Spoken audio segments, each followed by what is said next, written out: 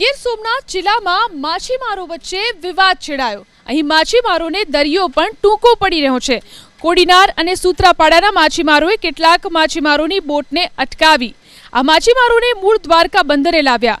ઘટનાની જાણ થતાં જ પોલીસ દોડી ગઈ અને મામલો થાળે પાડ્યો।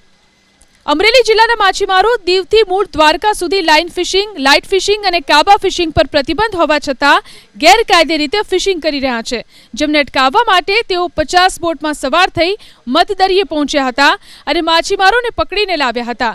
લાઇન ફિશિંગ અને લાઇટ ફિશિંગથી નાના માછીમારોની રોજીરોટી છીનવાઈ રહી છે।